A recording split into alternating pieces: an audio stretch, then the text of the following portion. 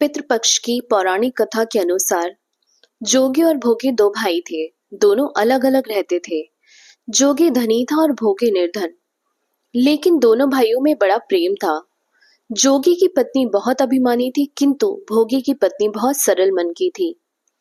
पितृपक्ष आने पर जोगी की पत्नी ने उसे पूर्वजों का श्राद्ध करने के लिए कहा, तो जोगी ने इसे व्यर्थ का कार्य बता टालने की कोशिश करने लगा। पर उसकी पत्नी ये जानती थी कि अगर वे ऐसा नहीं करेंगे तो लोग बातें बनाएंगे, और उसे अपने मायके वालों को दावत पर बुलाने और अपनी शान दिखाने का ये बहुत सही समय लगा।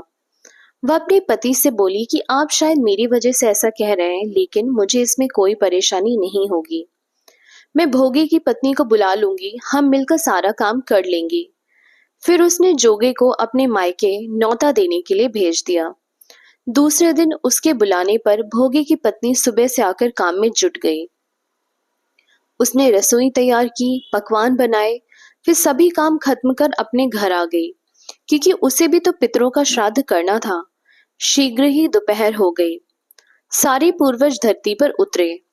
जोगे भोगे के पूर्वज पहले जोगे के घर गए, तो वे देखते हैं कि वहां उसके ससुराल वाले भोजन कर रहे हैं।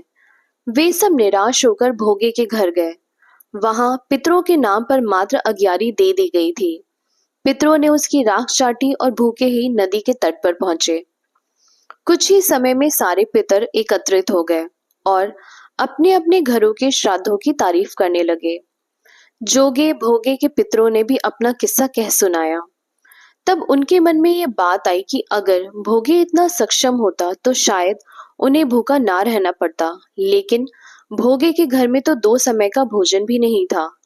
ये सोचकर उन्हें भोगे पर दया आ गई।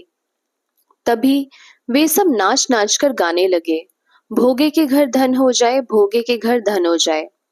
शाम होने को हुई। भोगे के बच्चों को खाने के लिए कुछ भी नहीं मिला था।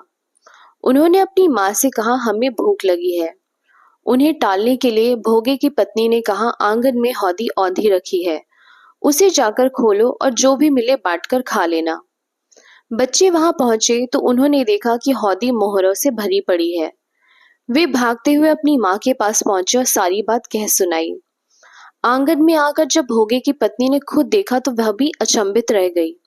इस प्रकार भोगे भी धनवान हो गया, लेकिन धन पाकर भी वह जरा भी घमंडी नहीं हुआ। अगले साल जब पितृपक्ष आया, तब श्राद्ध के दिन भोगे की पत्नी ने 56 प्रकार के व्यंजन बनाए। ब्राह्मणों को बुलाकर श्राद्ध किया, उन्हें भोजन कराया और दक्षिणा भी दी। अपने जेठ जेठानी को सोने चांदी के बर्तनों में भोजन कराया। इनसे उनके पूर्वज बहुत प्रसन्न हुए और तृप्त हुए। अगर आपको ये कहानी अच्छी लगी हो तो प्लीज वीडियो को लाइक करें और मेरे चैनल को सब्सक्राइब करें। Thank you for watching.